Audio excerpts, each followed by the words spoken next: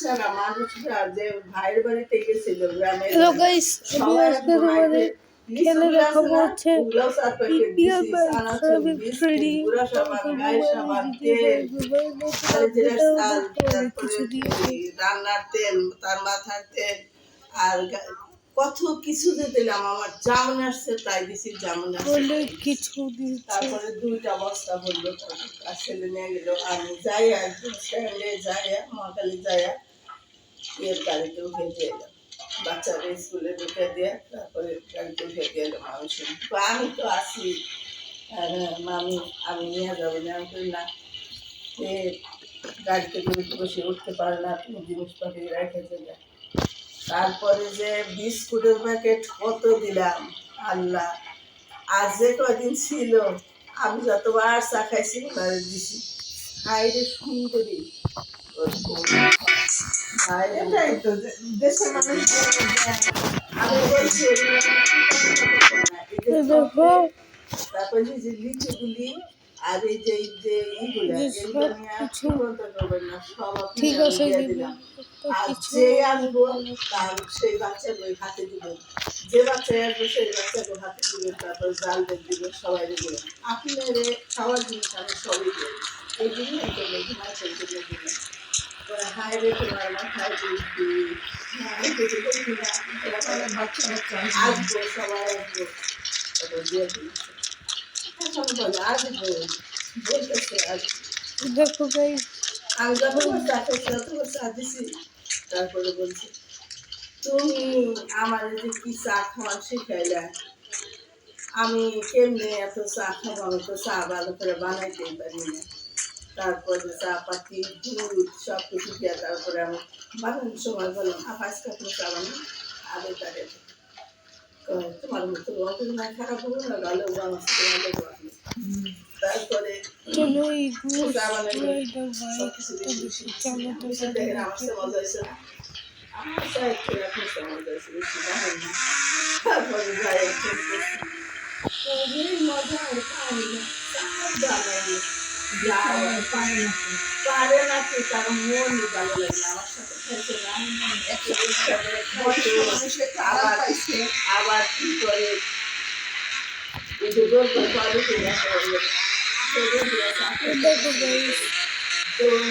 প্রতিদিন দিয়ে দিয়েছিলাম, আর প্রতিদিন জানছি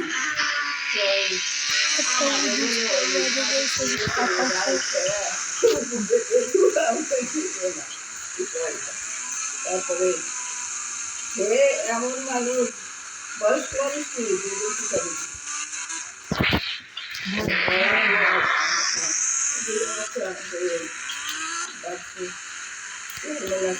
দেখো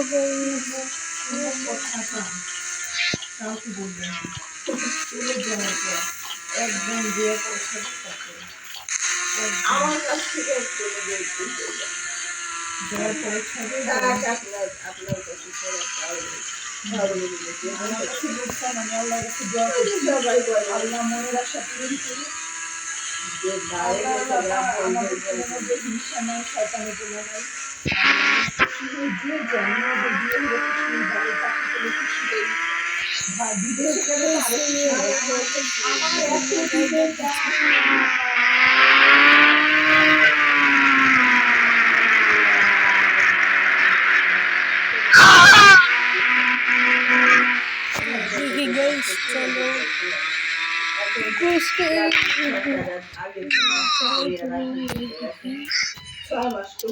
প্রয়োজনে আরো বাচ্চা হইলে বাবা মা দিলে তাহলে আরো বেশি দিন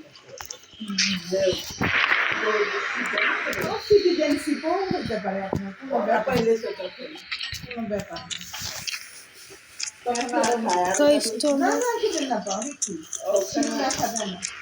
একটু গরম চলে যাবে না, ঠান্ডা বন্ধ হয়ে যাবে। যাবেন আসবেন যাওয়া আসা করবেন,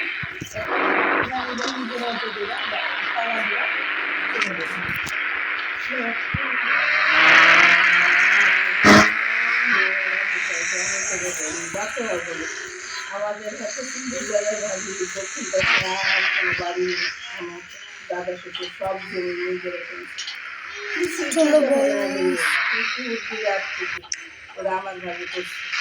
আবার ওই পুকুর দাদা যেহেতু আমার দাদুর কাছে গ্রামে ছিল, তো এই অনেক জায়গায় আমার দাদুর কাছে তো পাঁচ সাল ছিল শব্দ পাচ্ছি। যখন মানুষ যেরকম তাই বলছি যে ওই আমি শ্বশুরবাড়ি বলে পরে শুনলাম আজকে যাই আমি। বলতেছে যে দেখো আমি আমাদেরকে এমন জায়গাটা শুনে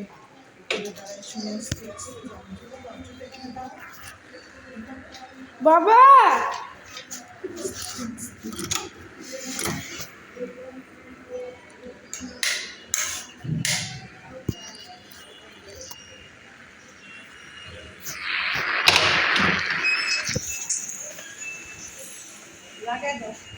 আগে 8:30 বাজে। এই দৃশ্য দেখার পর হয়তো নিজের প্রতি আর কোনো অভিযোগ বা অভিমান থাকবে না।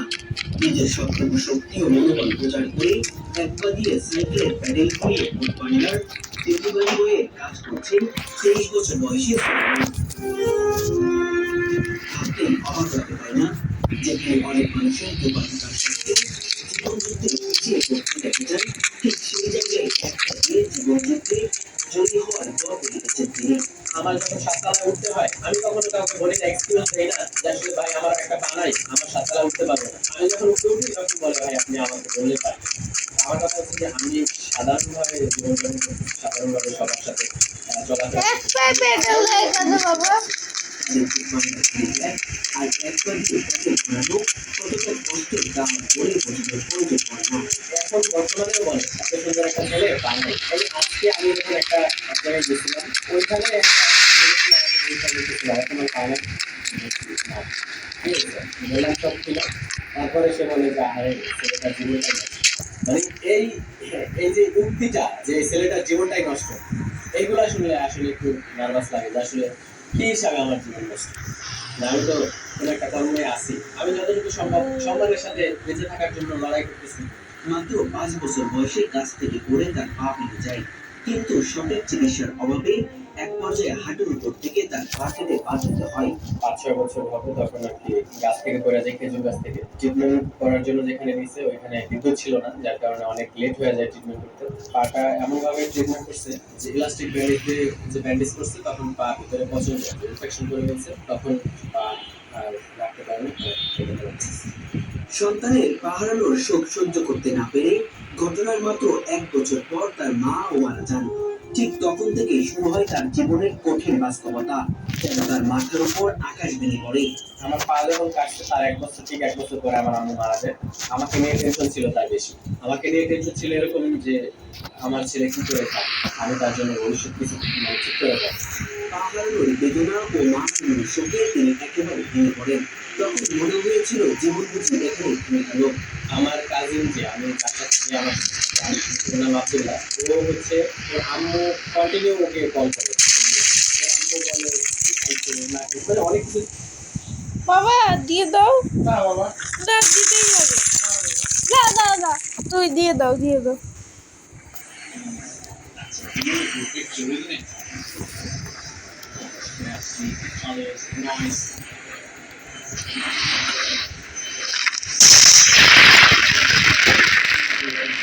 I think that number they need to keep New Zealand down to is around 165. Keep chipping away. Shamira gets that to Jack back. Good delivery. Such a shot. Probably can be played in India. It happens here and that's why for more precise in shot selection. Amira has been right throughout the tournament. Fabulous Dasun. বাবা দিয়ে দাও।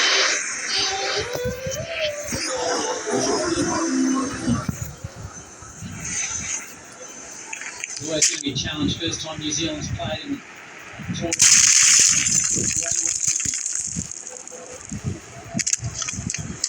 Especially because Jamila has been দেখো so বিচার get this feeling that you and you would want Rachin should be this. You know, like the deal চলো is so beautiful is Rachin Ravindra. Well, Sri Lanka missed the trick with Rachin Ravindra and especially Glenn Phillips. Especially in the first 6 overs, not having a slip as soon as they came into bat.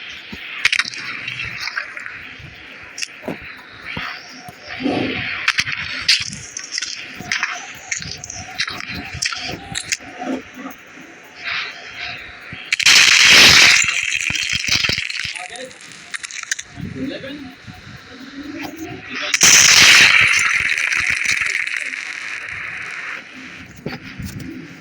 Madhuchunk opened the bowling with Villan.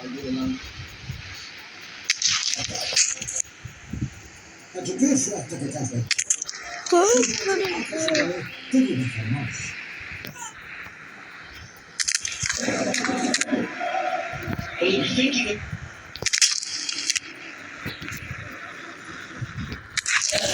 Antonio Conte switched to a 3-4-3 formation.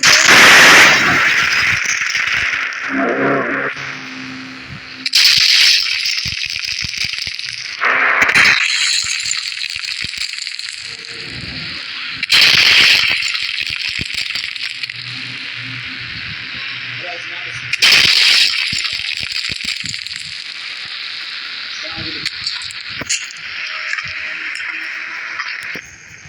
বাবা দাও দাও না